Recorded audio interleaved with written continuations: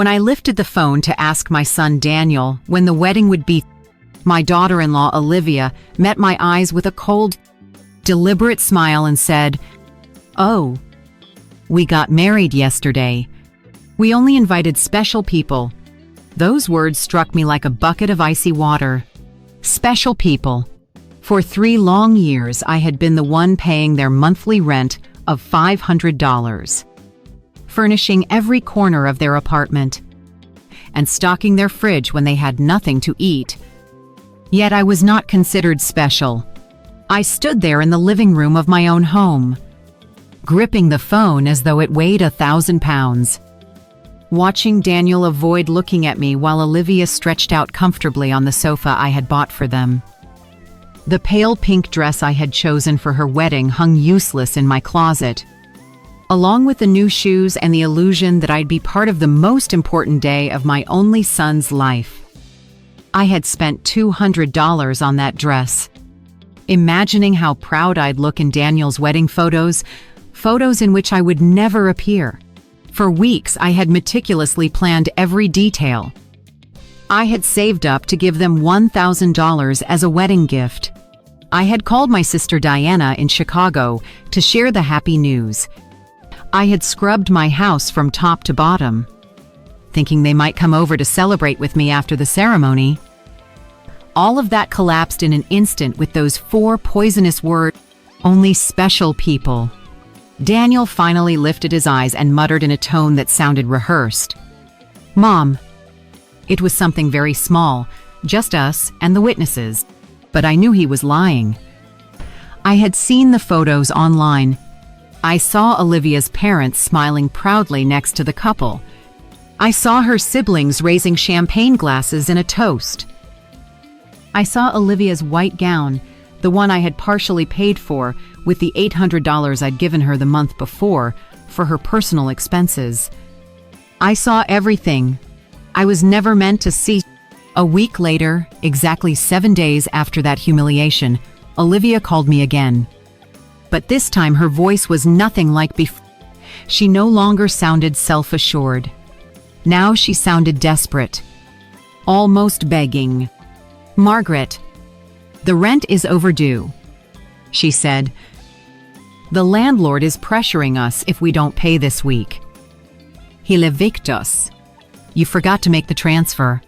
Her voice shook slightly, as though the world were about to end.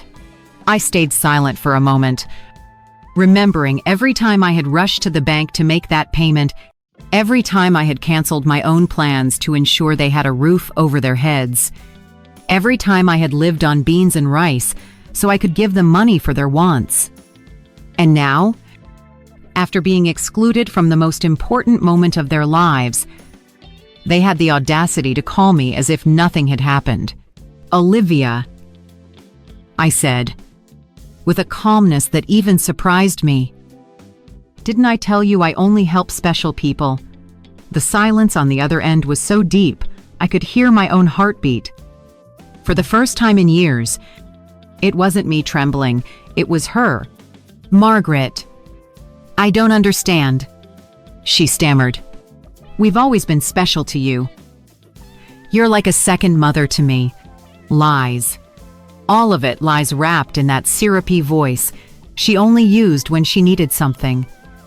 The same voice she had used to ask for money for the wedding dress, for the honeymoon, for the rings, things I had helped pay for without knowing. I'd never witnessed the ceremony where they were exchanged. For years, I had lived as if walking on eggshells, measuring every word, every gesture, every gift, hoping for even a crumb of affection from my own son. I was the perfect mother, the accommodating mother-in-law, the silent provider, a provider who never once complained, even when they treated me as if I were invisible. But that sentence, "only special people," stirred something inside me that had been sleeping for far too long. I started mentally calculating how much money I had poured into their lives over those 3 years. Between rent, groceries, gifts, emergencies, and spur-of-the-moment whims, The total was over $20,000. $20,000 taken from my retirement fund, from my carefully built savings, from the money my late husband had left me so that I could spend my final years in peace. And for what, to be treated like a stranger on my own son's wedding day? That night, after I hung up the phone, I sat on the edge of my bed and cried. But they weren't tears of sorrow. They were tears of rage, the bitter accumulation of years of frustration and humiliation quietly endured. I cried for every time they made me feel like my love was a burden, like my presence was an inconvenience, like my money was the only thing I was worth. I cried for the foolish mother I had been, for the woman who had lost herself trying to be indispensable to people who clearly saw her as disposable. When I woke up the next morning, something inside me had shifted. It wasn't just the pain of betrayal anymore. It was something colder, sharper, deeper. I got out of bed and stared at myself in the bathroom mirror. The same tired eyes stared back. The same wrinkles etched with stories of decades spent giving love and receiving little in return. But there was something else there too, a hardness I hadn't seen before. A resolve that had been buried beneath years of compliance. I walked into the kitchen and brewed coffee, as I had done every morning for 40 years. But this time, I didn't think about calling Daniel to ask how he'd slept. He didn't check my phone, hoping for a message from him apologizing for yesterday's cruelty. For the first time in a long time, I was my own first priority. I sat at the same table where I had once planned surprises for them, balanced bills for their expenses, and quietly wept when they treated me with indifference. But now, that table would bear witness to something entirely different. I pulled out my checkbook, my bank statements, and began doing the math. I wanted to see the numbers, the full scale of my own foolishness. Rent, $500 per month for 36 months, $18,000. Food and household supplies around $200 per month. Another $7,200. Birthday, Christmas, and anniversary gifts at least $3,000. Olivia's medical emergencies $800. The car loan, they never repaid $2,500. Air conditioner repair for their apartment $600. Living room furniture $1,200. $33,400. That was the exact sum of my generosity.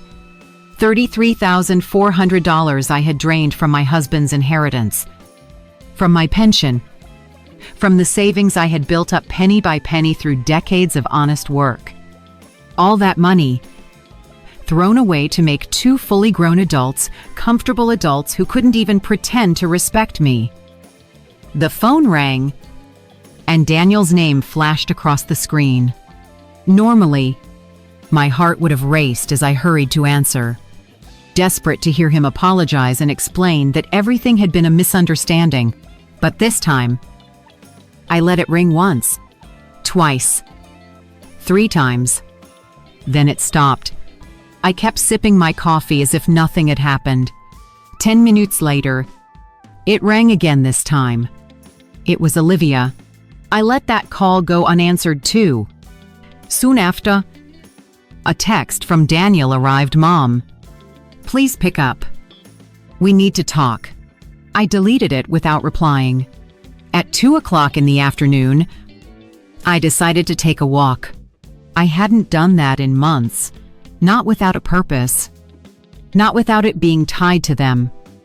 Usually, it was to visit the bank to transfer money, the grocery store to buy them supplies, or the pharmacy to pick up Olivia's medication. But today, I walked simply because I wanted to. I passed by the park where I had so often taken Daniel when he was little. As I walked past the park, I remembered that sweet little boy who used to throw his arms around my neck and tell me I was the best mother in the world. When had that child turned into a man who treated me like an ATM with feelings? When had I started confusing love with money? When had I begun believing I had to purchase my own son's affection? When I reached the bank, the same branch where I had set up so many automatic transfers, I paused at the door. Through the glass, the branch manager, Mr. Klein, spotted me and waved. I had known him for years. He had processed every single one of those transactions to Daniel and Olivia. Watching my balance shrink month after month to sustain their lifestyle, I walked straight into his office. "Mr. Klein," I said firmly, "I need to cancel all the automatic transfers I've set up." He looked genuinely surprised. "For 3 years. Those transfers have been as regular as the sunrise. Are you sure?" "Mrs. Parker, did something happen?" His concern was sincere, far more sincere than any interest Daniel had shown in me for months. "What happened," I answered quietly, "is that I finally opened my eyes. I want to cancel everything. And I also want information on how to protect my accounts. I don't want anyone else to have access to my money." As Mr. Klein processed the cancellations, my phone wouldn't stop buzzing Daniel, then Olivia, then Daniel again. It was as if they had developed a radar that told them the moment their source of income was under threat. I switched the phone off completely. "Mrs. Parker," Mr. Klein said as he handed me the paperwork. "I hope you don't mind me saying this, but in all these years I've seen how generous you've been with your family. I just hope no one is pressuring you into making these changes." His words struck something deep inside me. Here was a man who knew me only through financial transactions, yet he showed more genuine care for my well-being than my own son ever had. "No one is pressuring me," I told him. "On the contrary, I finally stopped pressuring myself. When I stepped out of the bank, I felt strangely weightless, as if I had left an enormous burden behind in that office. For the first time in years, my money was entirely my own. I no longer had any financial obligations to people who saw me not as a person, but as a resource. On my way home, I couldn't help but think about everything I had sacrificed for Daniel and Olivia, the trips I never took so I could save money for them, the friendships I let fade because I was always available for their emergencies, the hobbies I abandoned because every dollar I spent on myself was one less dollar for their needs. But when I arrived home, my newfound peace evaporated in an instant. 3 cars were parked in front of my house, Daniel's, Olivia's, and a third I didn't recognize. Through the windows, I could see movement inside. My blood ran cold. They had keys. Of course they did. I had given them keys because I trusted them, because I had foolishly believed they would one day take care of me the way I had taken care of them. I took a deep breath before turning the handle. It was time for the first real confrontation of this new chapter of my life. I opened the door and was met with a sight I will never forget. Daniel was sitting on my sofa with his head buried in his hands. Olivia paced back and forth like a caged animal. And an older man I had never seen before was flipping through papers spread across my dining table. My papers. My private documents. "What is going on here?" I demanded, my voice louder and steadier than I expected. All 3 of them turned to look at me as though I were the intruder in my own home. Olivia spoke first, her voice carrying the same desperate urgency I'd heard on the phone. "Margaret, thank God you're here. We need to talk. This is Mr. Fisher. He's from the law firm we consulted about your situation." My situation, I repeated, the question slipping from my mouth with a calm that even surprised me. "What situation? I'm doing perfectly fine." Daniel finally raised his head and met my gaze. Those were once the eyes of an innocent child, but now they reflected nothing but financial panic. Mom, we went to the bank, he said, and they told us you canceled all the transfers. Mr. Klein also mentioned that you blocked our access to your accounts. We don't understand why you would do that. Mr. Fisher. A man in his 50s, dressed in a gray suit and wearing a smile that radiated anything but trust, stepped forward and offered his hand. Mrs. Parker. I'm Dr. Fisher, a family law attorney. Your children are worried about your mental well-being and have asked me to assess the situation. I ignored his hand. Instead, I walked straight to the dining table and gathered every one of my documents that he had been rifling through without permission. These are my private papers, I said sharply. You have no right to look at them without my consent. Mom, Daniel cut in, his tone dripping with the condescending patience he had perfected over the last few years. We're worried about you. Your behavior has been strange. First, you cut us off financially with no explanation. Then you stopped answering our calls. We think maybe you need professional help. Olivia stepped closer, reaching for my hand with that false tenderness she always used when she wanted something. Margaret, sweetheart, she cooed. We know you're under a lot of stress. Maybe the loneliness is affecting you more than you realize. At your age, she added, episodes of confusion are normal. The word confusion echoed in my head like a blaring alarm. Now I understood why they had brought the lawyer. This wasn't about helping me. It was about declaring me mentally incompetent about seizing control of my finances. The same woman who once told me I wasn't special enough to attend their wedding was now treating me like a senile old fool. I am not confused, I said, my voice so firm that it silenced the entire room. I am clearer now than I have been in years, and all of you are going to leave my house. Right now. Mrs. Parker. Mr.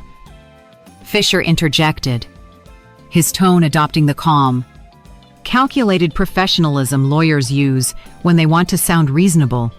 I understand you feel overwhelmed, but if your children believe your ability to make financial decisions is impaired, they have the legal right to intervene. They've documented several concerning behaviors. Concerning behaviors. The laugh that escaped my throat was rough, almost cruel, like what I snapped. Like deciding that my money belongs to me? Like refusing to fund the lives of two grown adults who treat me like garbage? Olivia leapt to her feet as if I had physically struck her. We've never treated you badly, she shouted. You're part of our family. Everything you own will belong to us one day anyway. We're just speeding up the process. There it was, the naked, unfiltered truth. In their minds, everything I had was already theirs. It didn't matter whether I had 70 years left or 70 days. To them, I was nothing more than an ATM with legs, one that had suddenly become inconvenient. Out, I said, pointing to the door. All three of you get out of my house. Daniel shot to his feet. His face twisted into the same angry, childish expression he'd worn whenever he didn't get his way as a boy. Mom, we can't just leave, he protested. We have obligations, rent, car payments, the credit card you co-signed. You can't just cut us off overnight. I can't. My voice rose for the first time during the entire confrontation. Who says I can't? For years, I've been paying rent on a home that isn't even in my name. I filled a refrigerator in a house where I was never welcome. I financed a life that clearly has no place for me, I said quietly, more to myself than to them. Mr. Fisher pulled a folder from his briefcase and set it neatly on my table. Mrs. Parker, he said, we've prepared some documents that could make this transition easier. A power of attorney that would allow Daniel and Olivia to manage your finances more efficiently. It would just be temporary. Of course. Until you're feeling better. I picked up the folder and, without even glancing inside, tossed it straight into the trash can. The only transition happening here, I replied coldly, is yours out that front door. Olivia began to cry, but they weren't tears of sadness. They were tears of frustration, of anger contained behind a mask of helplessness. You can't do this to us, Margaret, she shouted. We were counting on you. We made plans based on your support. We bought things, made commitments based on my money.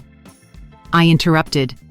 Not on my well-being, not on my happiness, not on my presence, just on my money. And now that I've decided that my money is better spent on my life, suddenly, I'm a confused old woman who needs legal guardianship. Daniel took a few steps toward me, but I immediately stepped back. He was no longer the little boy who used to run into my arms after nightmares. He was a 35-year-old man who now saw his mother as nothing more than an obstacle between him and a life funded by someone else. Mom, me mistakes, he said in a voice that tried and failed to sound remorseful. The wedding was a misunderstanding. Olivia was nervous. I was under pressure. We can fix this if you just be reasonable again. Reasonable. The word tasted bitter on my tongue. Being reasonable, I said, means continuing to fund your life while you treat me like a stranger. It means pretending it doesn't tear me apart that I was excluded from the most important day of my only son's life. Mr. Fisher began packing up his papers with the practiced precision of a man used to having his proposals rejected. Mrs. Parker, he said firmly, this isn't over. Your family has legal options. If it turns out that you're making irrational decisions due to mental health concerns, a judge can determine that you require guardianship. His words struck me like a blow. This wasn't just a manipulative family visit anymore. This was a real legal threat. They were planning to have me declared incompetent so they could seize control of my life. Mr. Fisher, I said, locking eyes with him.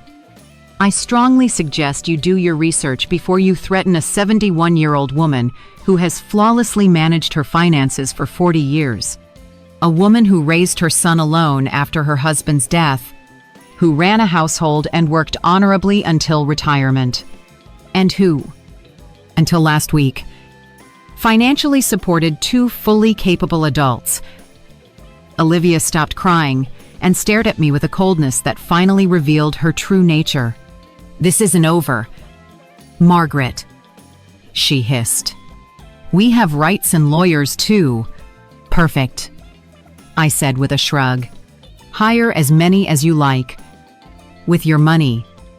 Of course, because mine will no longer be funding your legal tantrums. The 3 of them shuffled toward the door, carrying with them the wounded dignity of people unaccustomed to hearing the word no. Just before leaving, Daniel turned to me one last time. Mom, he warned, this is going to end very badly for you. You'll end up alone, with no one to take care of you when you really need it. Daniel, I said softly, with a sadness that was both heavy and crystal clear. I am already alone. The difference now is that it's by my own choice, not because of your neglect. When I closed the door behind them, I stood in my living room surrounded by the most beautiful silence I'd heard in years. It was the silence of freedom. That night, I couldn't sleep, not because of sadness, not because of regret, but because of the adrenaline rushing through me after finally reclaiming control over my own life. I lay awake in bed, planning my next steps with the precision of a general preparing for battle. If Daniel and Olivia wanted a fight, then a fight, is exactly what they would get, but it would be a war. I'd fight with intelligence, not emotion. By 6 o'clock the next morning, I was already dressed and ready to move. My first stop was the office of attorney Mr. Weber, a man I had met years earlier when handling my late husband's estate. Unlike Mr. Fisher, the lawyer my son and his wife had brought, Mr. Weber had an impeccable reputation and specialized in protecting the rights of older adults. "Mrs. Parker," he said after I explained everything, "what your children tried to do yesterday is far more common than you'd think. It's called elder financial abuse, and it's a federal crime. The fact that they entered your home without permission and went through your private documents is also a legal violation." His words both comforted and unsettled me. They comforted me because they confirmed I wasn't imagining things. What had happened was truly abusive. But they unsettled me because I suddenly realized the situation was even more serious than I had understood. "We need to document everything," Mr. Weber continued. "Every transfer, every gift, every instance in which they pressured you for money, and we'll revise your will to protect your assets from any future manipulation attempts." We spent 3 hours combing through my financial records. Mr. Weber let out a low whistle when he saw the total $33,400 over 3 years. "Mrs. Parker," he said, shaking his head, "with that money, you could have lived comfortably, traveled, and enjoyed your retirement. Instead, you fully financed the lives of 2 adults who didn't even respect you enough to invite you to their wedding." When I left Mr. Weber's office, I had a complete battle plan. First, I would change every lock on my house. Second, I would install a security system with cameras to protect myself from future surprise visits. Third, I would open a new bank account at an entirely different bank, one where they had no contacts. And fourth, I would finally start living the life I had postponed for far too long. My next stop was the hardware store. The owner, Mr. Summers, had known me for years, mostly because I was always buying supplies to repair Daniel and Olivia's apartment. But this visit was different. "Mrs. Parker, what brings you in today? Another emergency with your son?" he asked, with the gentle familiarity of someone who had silently witnessed my wasted generosity. "No, Mr. Summers," I said firmly. "This time, it's for my house. I need to replace all the locks, and I want the best quality ones you have." He looked surprised but didn't press for details.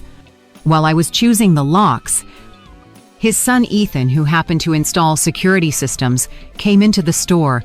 It felt like Providence at work. "Ethan," I said, "I also need a complete surveillance system, installed cameras, sensors, everything. Price is not a concern." While they arranged everything for the installation the following day, my phone rang. The call came from an unfamiliar number. It was Olivia. Calling from someone else's phone, I had blocked her number after yesterday's confrontation. "Margaret, it's Olivia. Please don't hang up. We need to talk like civilized adults."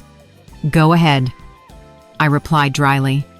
"Listen," she continued, "I understand you're upset about the wedding. It was a mistake. Daniel and I talked, and we want to make it up to you. What do you think about having a special dinner to celebrate our wedding with you? We can host it at your house. Cook together like we used to." The manipulation in her voice was so blatant, it almost made me laugh. "Olivia," I asked evenly, "exactly how much rent do you owe?" The silence on the other end told me I had struck a nerve. Well, it's been about 2 months," Olivia admitted hesitantly. "A total of $1,000. But that's not the only reason I'm calling. Margaret, we really miss having you in our lives. Do you miss me? I asked plainly. Or, do you miss my money both? She answered with surprising honesty. I won't lie to you. Margaret, yes. We need your financial help, but we love you too. You're important to us. If I'm so important, I replied, my voice calm but cutting. Then why wasn't I important enough to be at your wedding? Why am I not important enough to receive a phone call that doesn't involve money? When was the last time you called just to ask how I was doing? Silence. And in that silence, we both knew the answer. Never, Olivia. I said firmly, I'm only going to explain this once. For 3 years, you've treated me like an ATM with feelings. You used me. You ignored me. You humiliated me. And finally, you insulted me in the worst way imaginable. Now that the money is drying up, you suddenly realize you love me. Margaret, please, there's no please. I cut her off. You made your choice the day you decided I wasn't special enough to attend your wedding. Now I'm making mine. I hung up the phone and switched it off completely. I didn't want another interruption on what I now considered my day of liberation. That afternoon, I visited the beauty salon, a place I hadn't set foot in for over a year. I had always canceled my appointments because Daniel or Olivia needed something urgent, or because the money I had saved for myself suddenly became their emergency. Mrs. Parker, my favorite hairstylist. Cynthia exclaimed when she saw me. What a surprise! I thought you'd forgotten all about us. I didn't forget you, Cynthia. I smiled. I just forgot that I deserved to be pampered too. I treated myself to everything: a haircut, fresh color, manicure, pedicure. For the first time in years, I spent money on myself without an ounce of guilt. As Cynthia worked on my hair, she chatted about her life, her children, her dreams. It felt refreshing to have a conversation that wasn't centered around Daniel and Olivia's constant needs. You look beautiful, Mrs. Parker, she said when she finished. But more than that, you look free. Did something good happen, yes? Cynthia, I answered, a quiet confidence in my voice. I finally learned how to say no. When I arrived home that afternoon, there was a car parked in front of my house that I didn't recognize. My heart skipped a beat. Worried that Daniel and Olivia had returned with reinforcements, but as I approached, I saw an older woman sitting on the steps of my porch. Mrs. Parker, she asked, as I stepped out of my car. Yes, that's me. Can I help you? I'm Eleanor Brooks, she said gently. I live next door. We've been neighbors for years, but we've never really spoken. Yesterday, I heard raised voices from your house, and I was worried. Is everything okay? Her sincere concern touched me more deeply than I expected.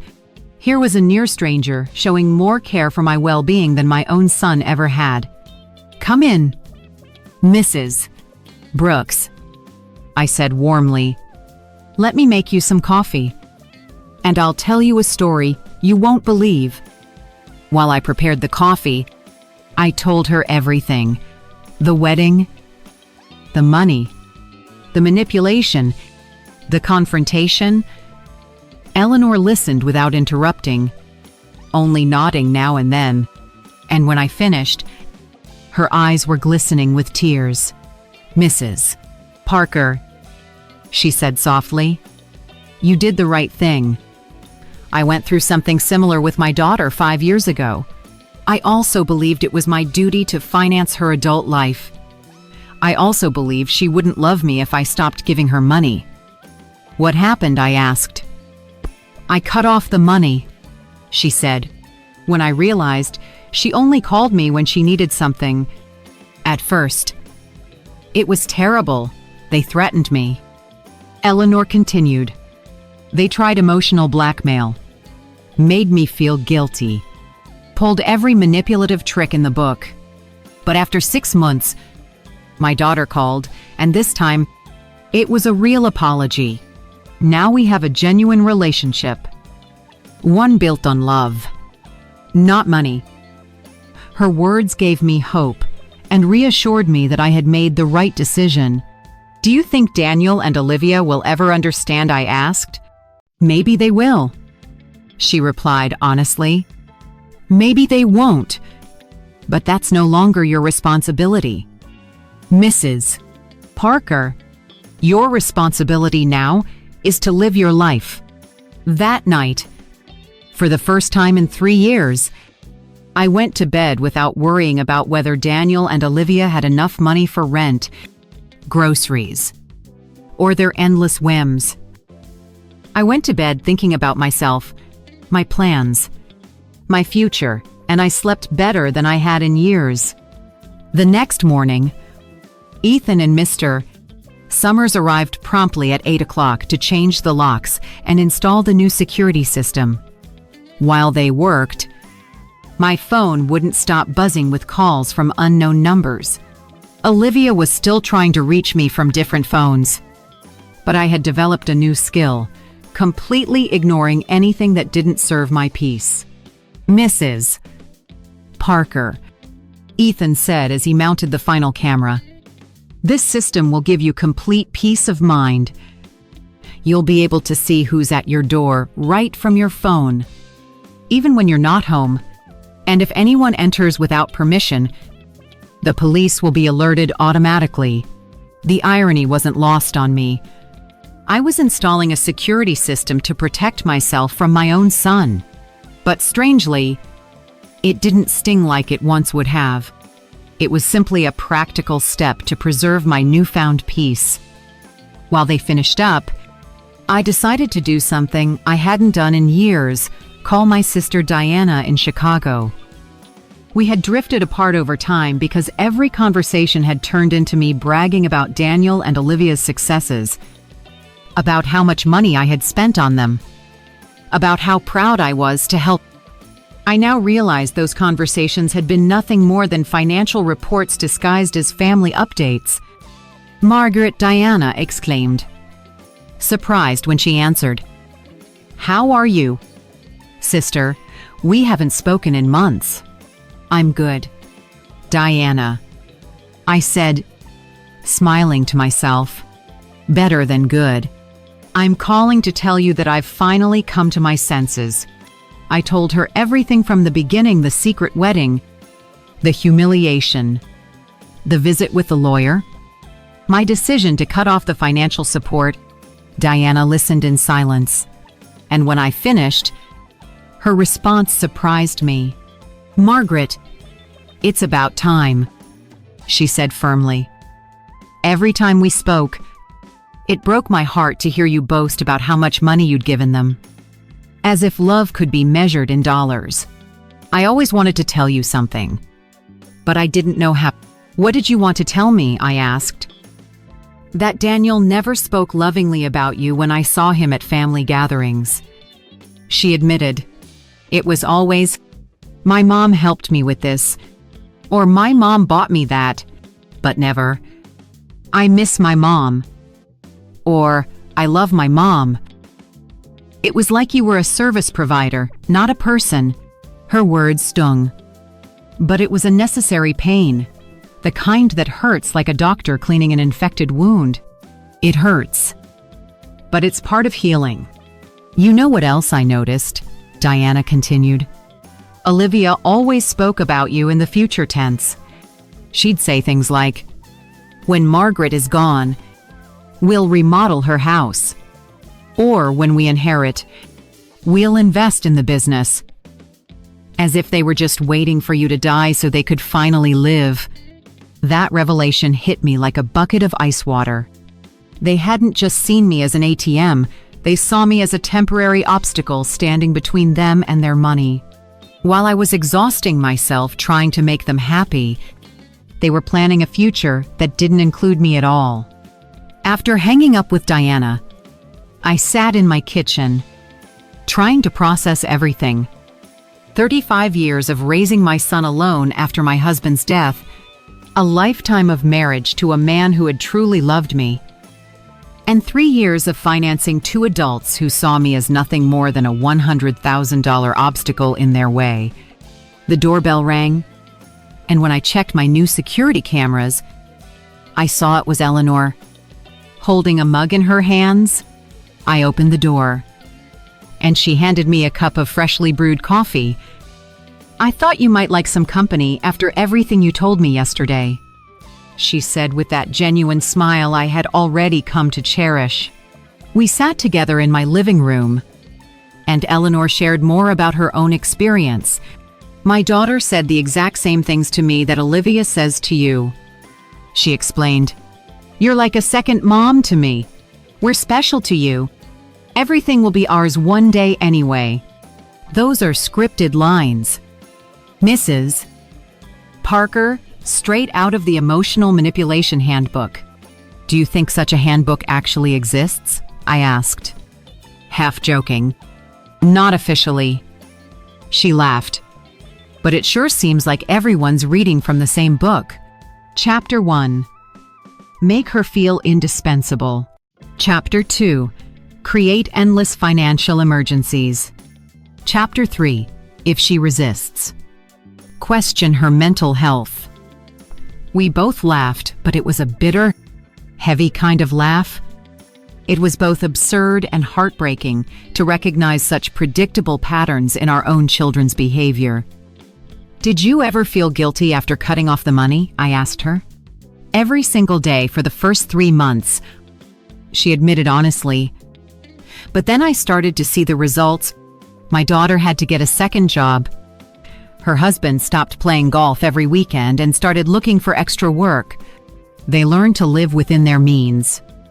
And more importantly, they learned that I was a person, not a resource."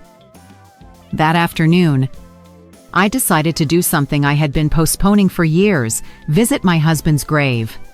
I had always found excuses not to go. Daniel or Olivia always needed something. Or I convinced myself that the taxi fare was better spent on one of their emergencies. The cemetery was peaceful and beautiful. Robert's grave looked slightly neglected, a silent reminder that I hadn't been there in months. I sat on the grass beside his headstone and spoke to him as if he were sitting right there with me. "Robert, my love," I whispered. "I think I lost myself for a while. After you left, I poured all my energy into Daniel. I wanted to be the best mother in the world, to make up for the father he no longer had.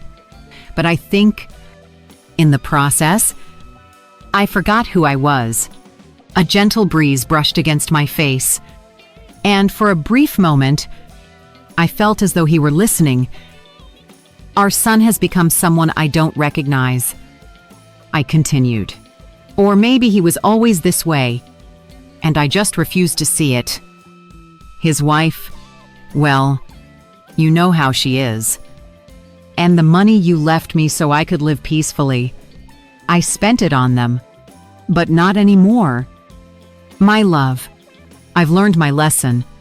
I cleaned his grave, replaced the wilted flowers with fresh ones, and stayed there for another hour, simply enjoying the stillness.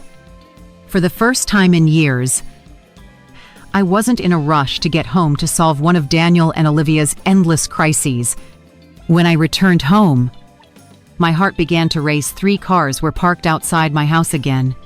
But this time, I was prepared.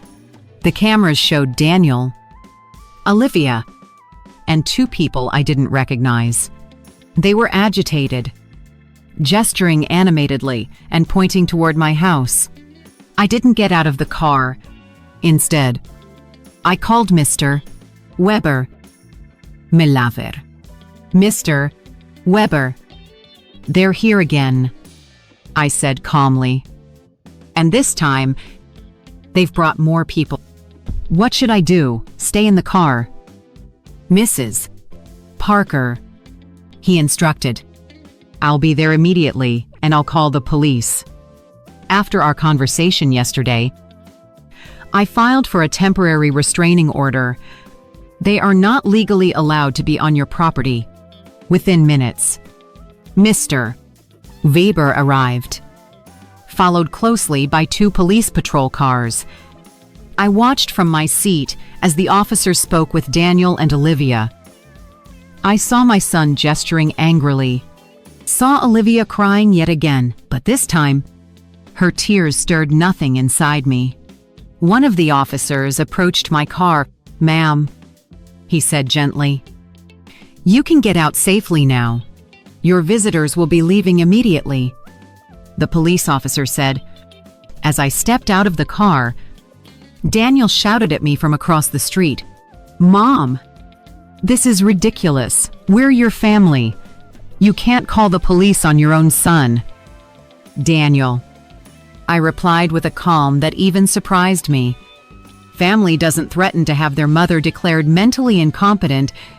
Family doesn't break into someone's home without permission. Family doesn't treat their mother like an ATM."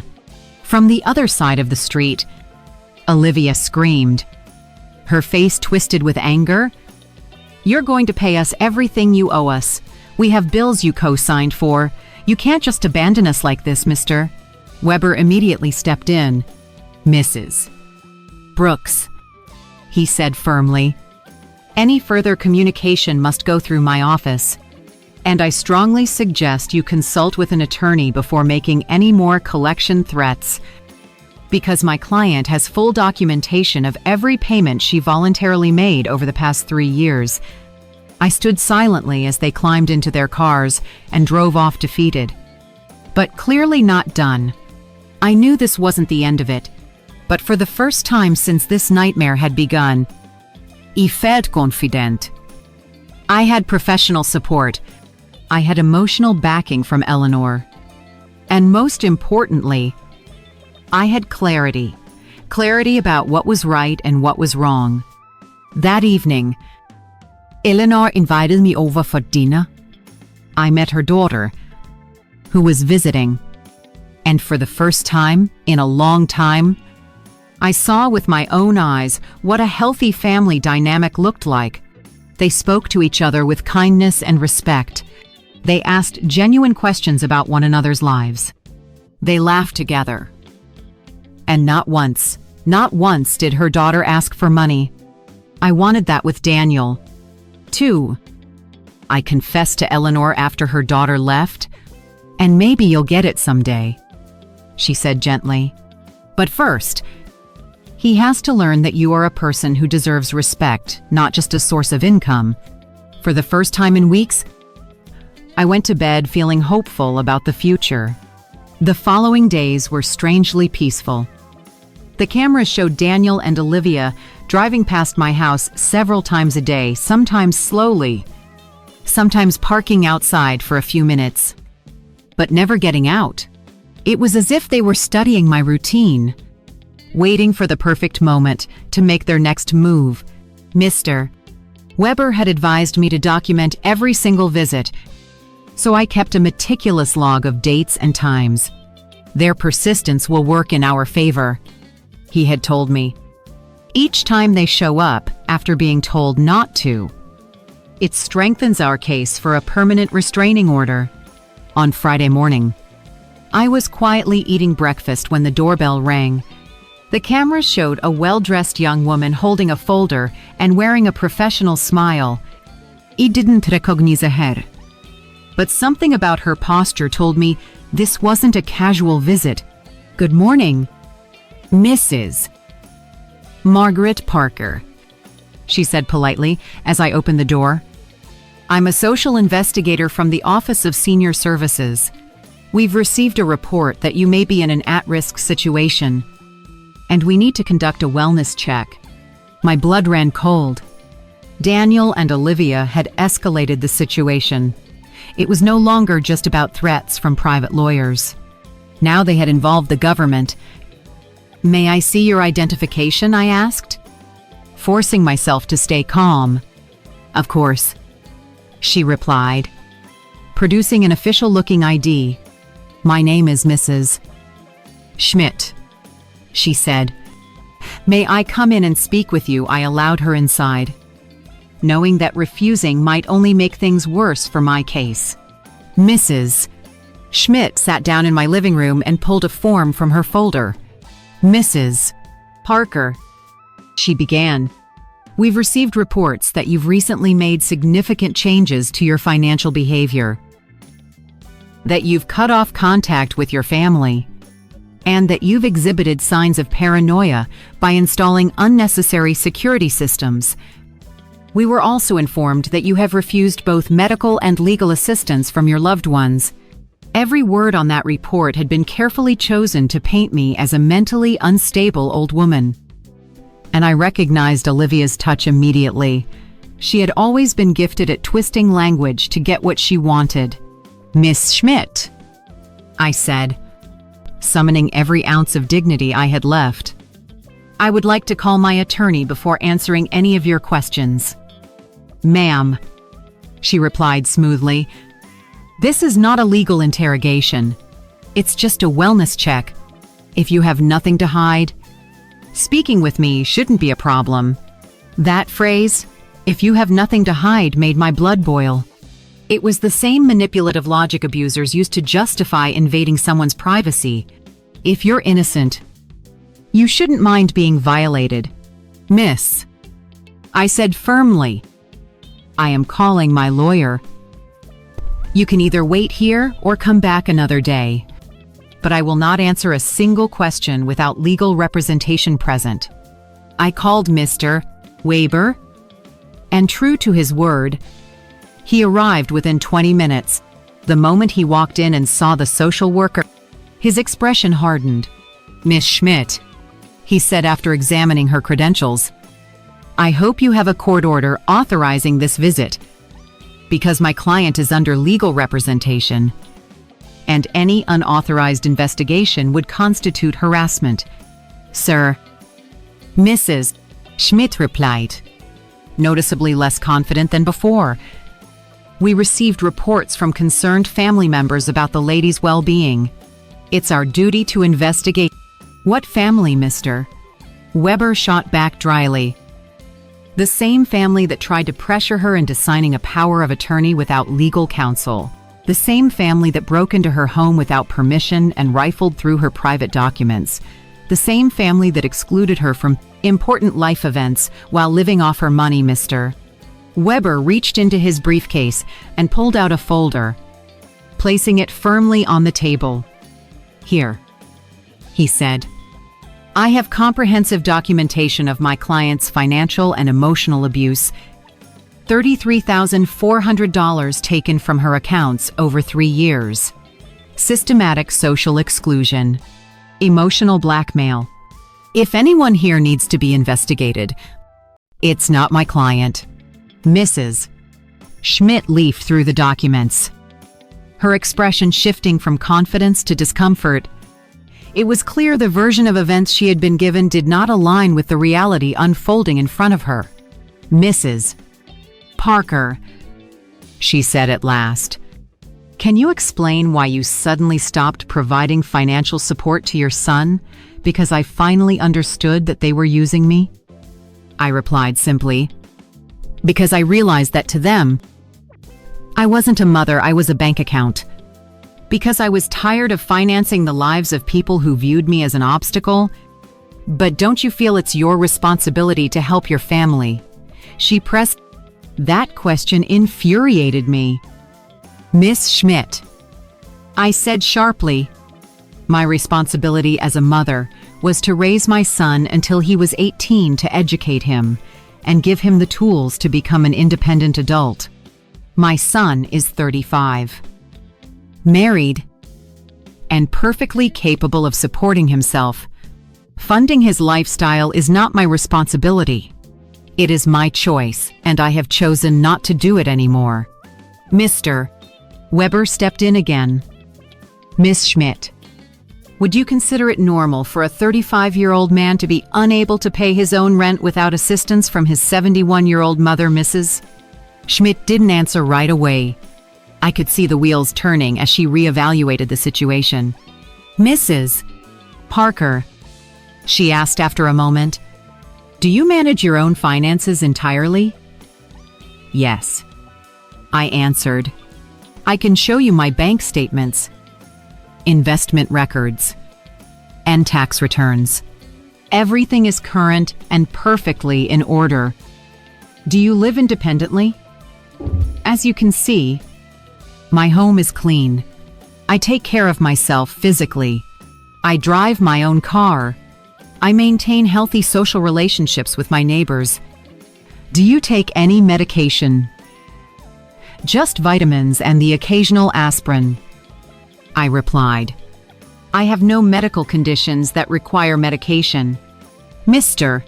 Weber added calmly, my client recently underwent extensive medical evaluations as part of our legal preparation. She is in perfect mental and physical health. Mrs.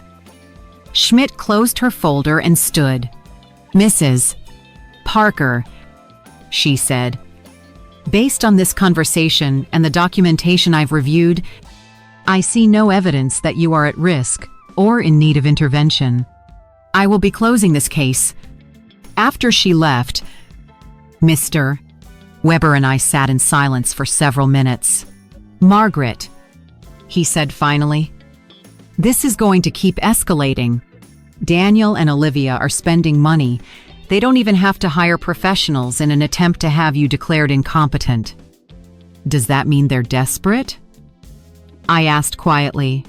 It means exactly that, he replied. And there's one more thing they could do. They could file a legal petition for incompetence. It's expensive and difficult to win. But if they find a sympathetic judge and a psychiatrist willing to testify on their behalf, they could try to have a guardian appointed to manage your finances. The thought terrified me. They could try to seize control of everything I owned. They could try. Mr. Weber said reassuringly, but we have solid evidence that you are entirely competent and that their motives are rooted in greed, not genuine concern. That afternoon, I called Diana to vent. Sister, she said after hearing everything, do you realize how far they're willing to go for money?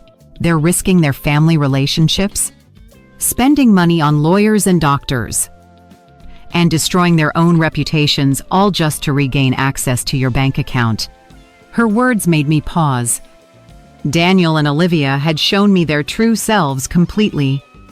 There was no turning back now, no possibility of real reconciliation. To them, I had never been a mother or a respected mother-in-law. I had always been money with legs. That realization, though deeply painful, was also liberating. I no longer questioned whether I was doing the right thing.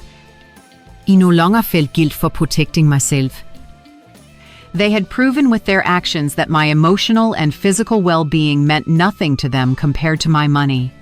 That evening, Eleanor arrived with a surprise. She had invited several of her garden club friends to meet me. Margaret, she said warmly, these are my friends Cynthia, whom you already know from the salon, and Maria, Carmen, and Alfreda. We've all gone through similar situations with abusive family members. Eleanor explained, we spent the evening sharing stories. Maria spoke about setting firm boundaries with a brother who constantly demanded money. Carmen had severed ties with a daughter who only visited when she needed financial help. Alfreda had rewritten her will after discovering her grandchildren considered her their retirement plan. What hurts me most, I confessed, isn't the money I gave them. It's realizing that I never had the love I thought I did. Margaret, Alfreda said gently, with the wisdom of her 80 years, true love can't be bought or sold. If you had to pay for it, It was never real. Her words were balm for my wounded soul. She was right. I had purchased attention, not love. I had financed an illusion. You know what I've realized, I told my new friends? Being surrounded by people who don't love you is lonelier than being alone. At least now, when I'm alone, I'm in good company. Everyone laughed, and we raised our glasses in a toast to our newfound wisdom. That night, after my new friends had gone home, I sat quietly in my garden, lost in thought. The stars seemed to shine brighter than ever, or perhaps I was simply seeing them with clearer eyes. For the first time in my adult life, I was completely financially independent. I had no obligations, no dependencies, no responsibilities except to myself. And instead of frightening me, that realization thrilled me. I could travel whenever I wanted. I could remodel my house to my taste. I could buy myself beautiful clothes. I could donate to charities that truly mattered to me. I could finally invest in my own future instead of financing the present of ungrateful people. Freedom tasted like hope, and for the first time in many years, I felt a genuine desire to plan for the future. A month after the social worker's visit, I believed I had finally won the war. Life had settled into a peaceful, beautiful rhythm. I ate breakfast slowly while reading the newspaper. I tended my garden, had lunch with Eleanor or one of my new friends. And in the afternoons, I devoted time to activities I had abandoned long ago. I had even started painting again, something that once brought me immense joy before I became Daniel and Olivia's personal banker. But one Thursday morning, while painting flowers on my new easel, Mr. Weber arrived at my door with a grim expression that made my stomach tighten. "Margaret," he said gravely, "we need to talk.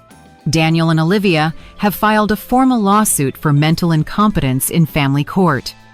I froze. "What, they're petitioning to have a legal guardian assigned to you?" He continued. The words hit me like heavy stones. I had known this was a possibility, but hearing it spoken aloud made it terrifyingly real. "Does that mean they can take control of my money?" I asked, my voice trembling. "If a judge determines that you are unable to manage your own affairs." "Yes," Mr. Weber explained. "He could appoint Daniel as your legal guardian, which would give him full control over your finances." I sank onto the sofa, the weight of the deepest betrayal I had ever felt pressing down on me. My own son was trying to have me legally declared incompetent just to steal my money. "Mr. Weber, what evidence could they possibly have?" I asked. "You've seen for yourself that I'm completely competent." "They've submitted statements from 3 witnesses who claim you've been behaving erratically," he said. "They also included copies of supposed unpaid medical bills and records of medications they allege you've hoarded but refuse to take." "But that's a lie," I exclaimed. "I don't have any unpaid medical bills, and I've never hoarded medication." "I know, Margaret," he said calmly, "but they've fabricated convincing evidence." They also submitted a statement from Dr. Lehman, claiming you refused to cooperate with a psychiatric evaluation, which they're portraying as evidence of mental decline. The manipulation was diabolical. They had twisted my refusal to undergo an unnecessary evaluation into proof of mental illness.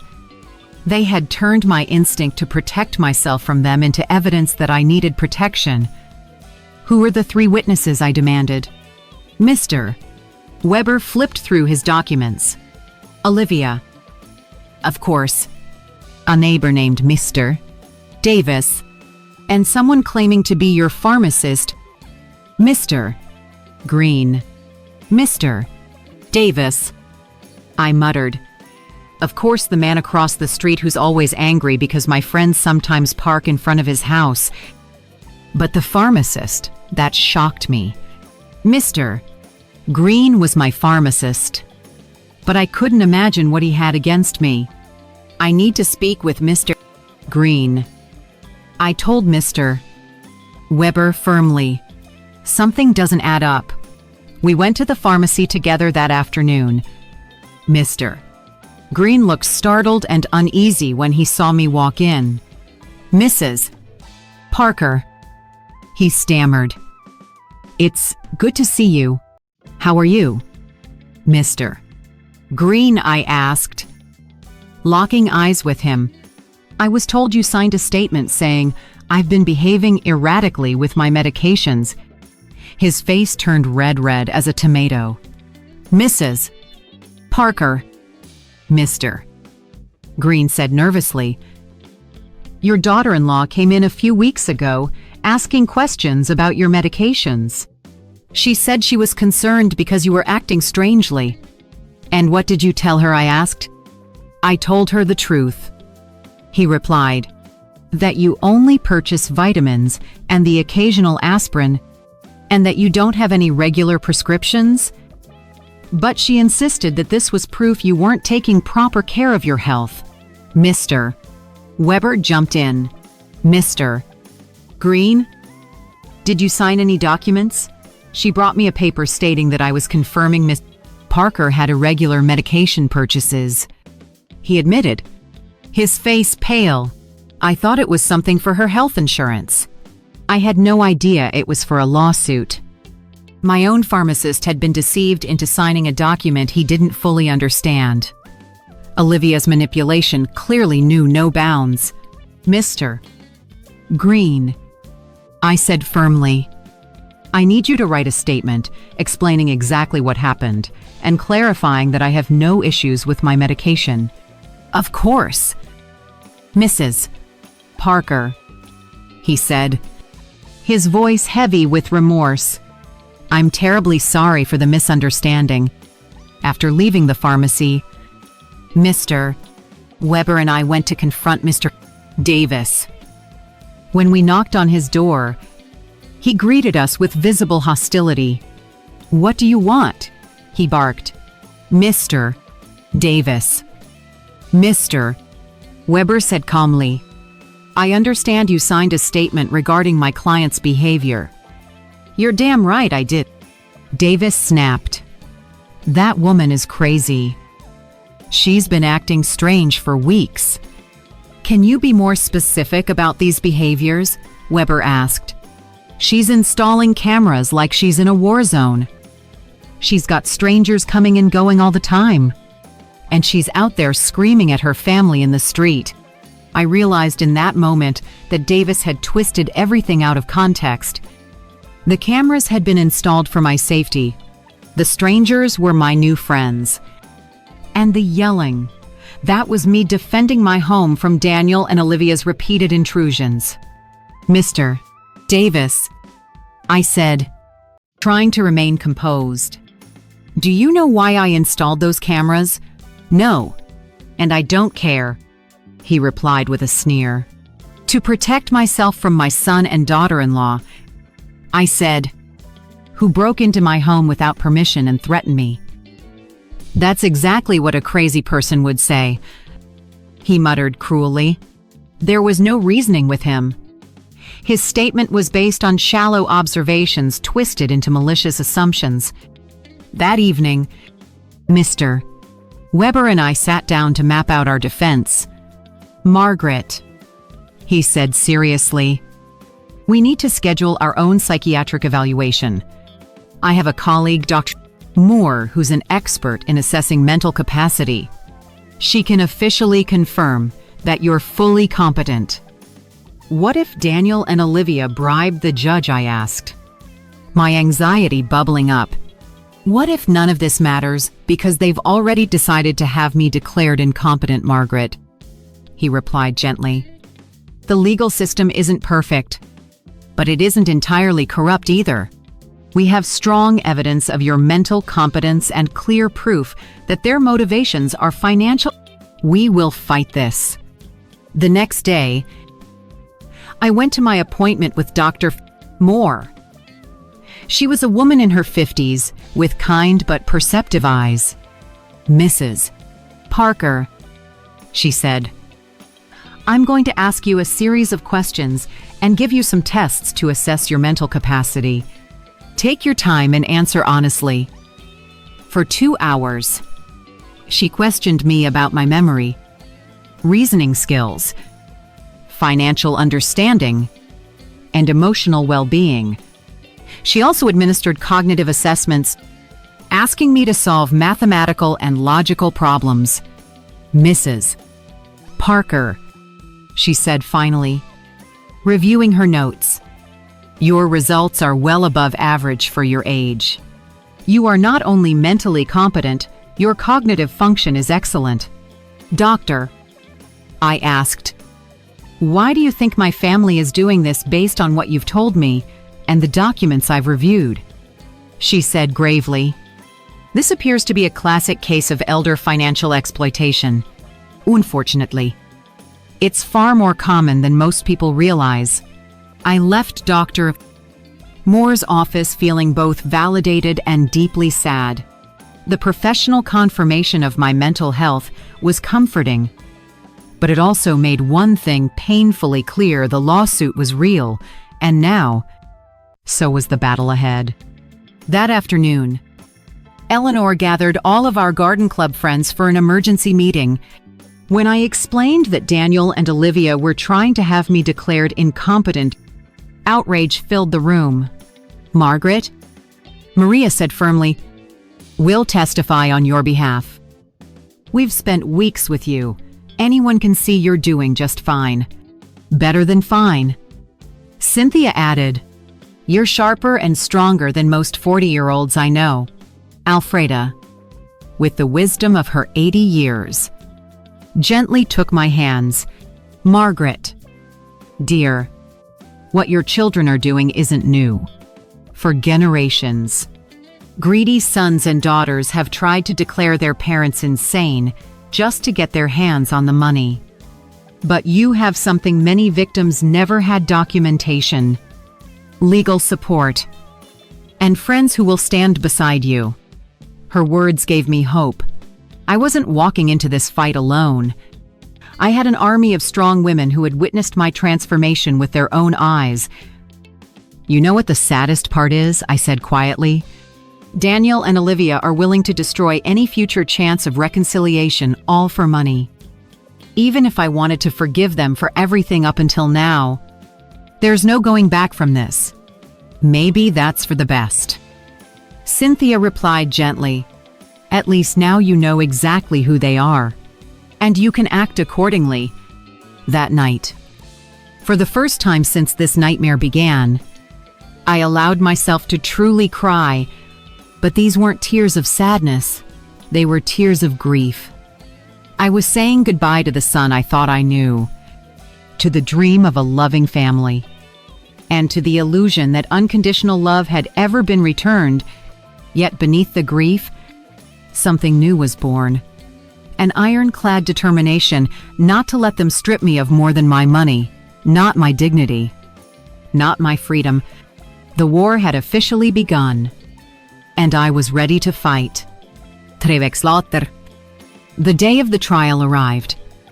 I woke up before sunrise, slipped into my best black suit, and stared at my reflection in the mirror.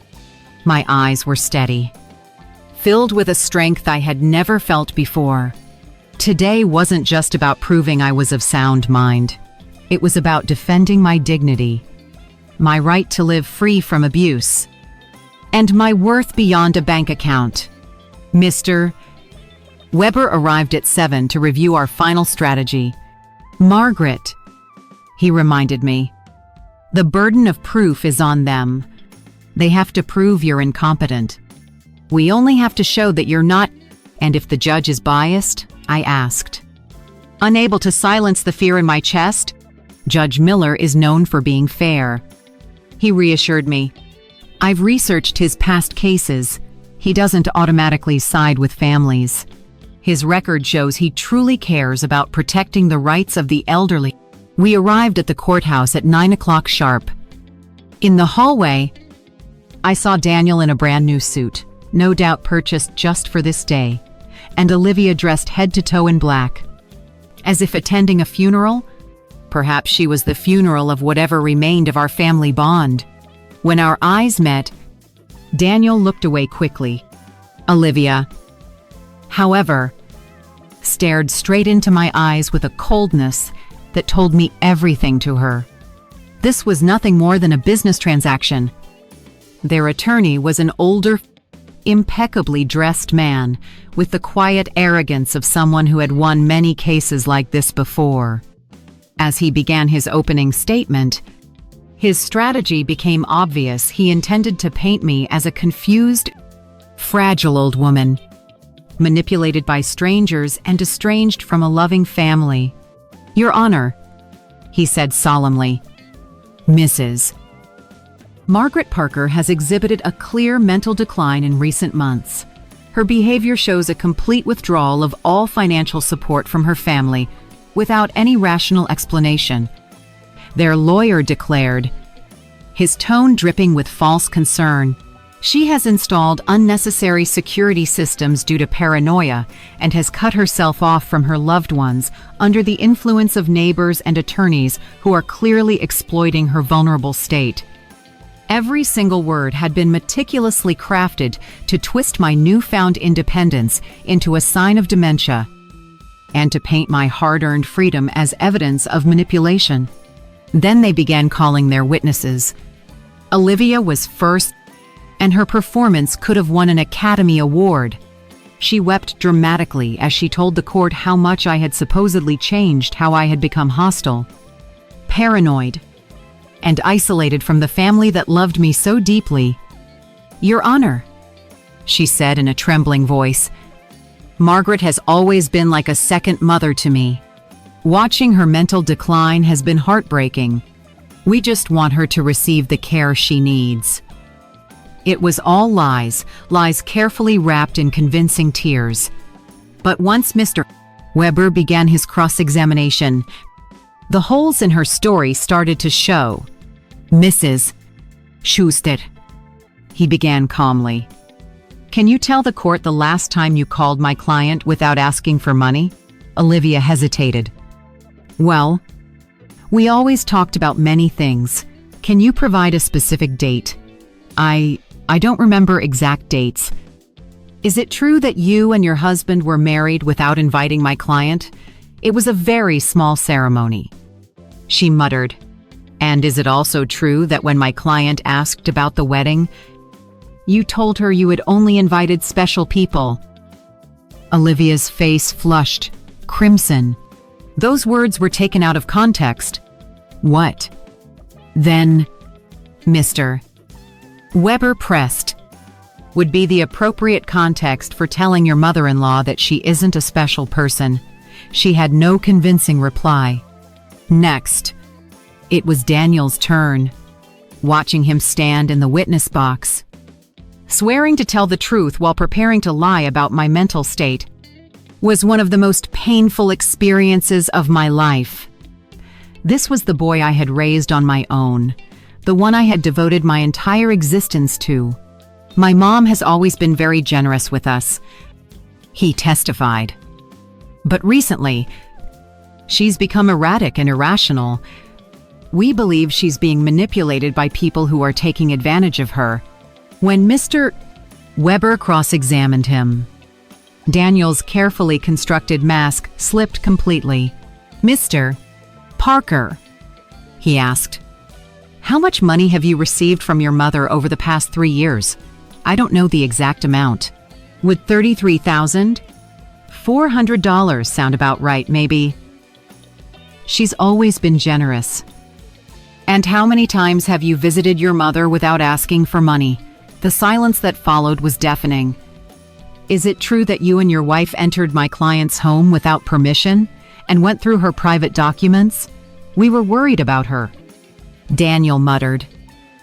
"Is it true that you brought an attorney to pressure her into signing a power of attorney?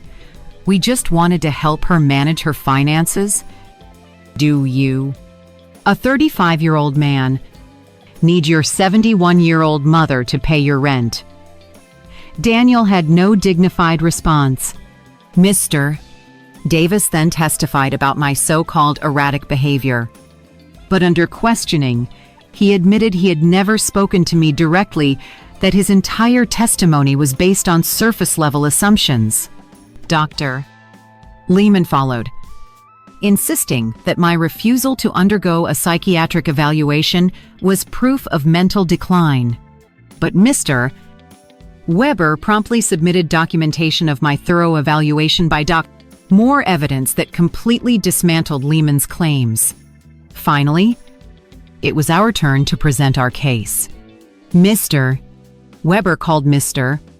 Green, my pharmacist, as our first witness. He testified that he had been deceived into signing a misleading statement that distorted my actual medication history. Dr. Moore took the stand and testified about my excellent mental condition, presenting the results of my cognitive assessments, each one flawless. Mr. Summers, the owner of the hardware store, spoke about my rational decision-making and confirmed that my choice to cancel automatic transfers had been entirely logical and properly executed. Eleanor and several of my friends from the garden club followed, describing my clarity, renewed energy, and ability to maintain strong, healthy social connections. Finally, it was my turn. I rose with quiet dignity and walked to the witness stand, carrying with me 71 years of hard-earned wisdom, lessons forged through pain and strength born from adversity. Guided gently by Mr. Weber's questions, I told my story from the beginning, the $33,400 I had spent over 3 years, the humiliation of being excluded from my son's wedding, the emotional manipulation that chipped away at me day after day, the invasion of my privacy, and the legal threats that followed. Mrs. Richter, Mr. Weber asked at last, "Why did you decide to stop financially supporting your son and daughter-in-law?" Because I finally realized that what I received from them was not love, I answered firmly, my voice echoing across the courtroom. It was a financial transaction disguised as a family relationship. My money was welcome, but I, as a person, was not. "Do you regret your decision?" he asked. "I regret only that it took me so long to make it," I replied without hesitation. Max's attorney attempted to paint me as confused during cross-examination, but I answered every question with calm precision. When he suggested that my new friendships had unduly influenced me, I explained that for the first time in years, my relationships were built on mutual respect, not on financial dependence. In his closing argument, Max's lawyer insisted I was a vulnerable old woman, manipulated by outsiders. But Mr. Weber's rebuttal was devastating. "Your Honor, what we have witnessed is not incompetence, but liberation, a woman who has finally found the strength to free herself from years of emotional and financial abuse." The plaintiffs have presented no credible medical evidence of mental incapacity. What they have shown is frustration. Frustration that their source of income has chosen to exercise her legal and moral right to protect her own resources. Judge Miller retired to deliberate. 2 hours passed, though they felt like 2 years before he returned. His expression solemn yet resolute. After reviewing all the evidence, he began, "This court finds that Mrs. Renate Richter is fully in possession of her mental faculties. Professional psychiatric evaluations confirm her cognitive competence. Her financial decisions, however painful they may be for her family, are entirely rational and well within her rights." My heart pounded. Furthermore, he continued, "The court finds that this lawsuit appears to have been motivated by financial gain rather than genuine concern for Miss Richter's well-being. The petition for guardianship is hereby denied." I had won, but it was more than just a legal victory. I had reclaimed my freedom. my dignity, and my fundamental right to live a life free from the control of those who claim to love me. As we left the courthouse, I saw Daniel and Olivia speaking heatedly with their lawyer. Olivia shot me a look filled with hatred before storming off. Daniel glanced back at me once, and for a fleeting second, I thought I saw regret. But it was far too late. That night, Eleanor hosted a celebration at my home with all of our friends. We raised our glasses to justice, to freedom, and to the unbreakable bond of women who support one another. "Renate," Alfreda said, smiling warmly, "today, you didn't just win a court case, you won back your life." And she was right. For the first time in decades, the future truly belonged to me. I could travel, I could love, I could create, I could live without fear, without guilt, and without anyone manipulating me again. 3 months later, I sold my house and moved into a beautiful apartment near the heart of the city. With half of my savings, I donated to organizations dedicated to protecting older adults from the very kind of family abuse I had endured. With the rest, I finally began living the life I had always dreamed of. I traveled across Europe, enrolled in art classes, and joined volunteer groups that filled my days with purpose and joy. I never heard from Daniel or Olivia again.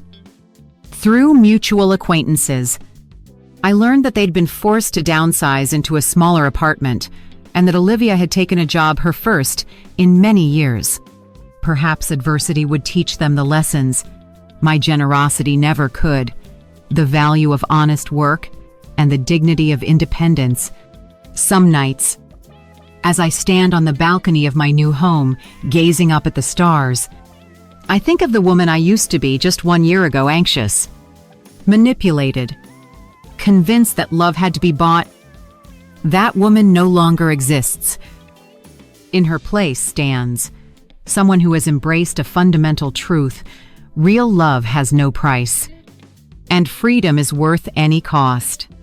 My name is Renate. I am 72 years old, and I have finally learned that the most important person I must love and protect is myself. If my story moved you, consider supporting me with a donation so I can continue writing more stories like this. Thank you, truly, from the bottom of my heart. And now I want to hear from you. What would you do if you were in my shoes? Share your thoughts with me in the comments. I'm always curious to read your perspectives. Also, let me know where you first heard this story. For more life stories like mine, don't forget to like this video and subscribe to the channel. Many more powerful stories are waiting for you. With heartfelt gratitude. Until next time.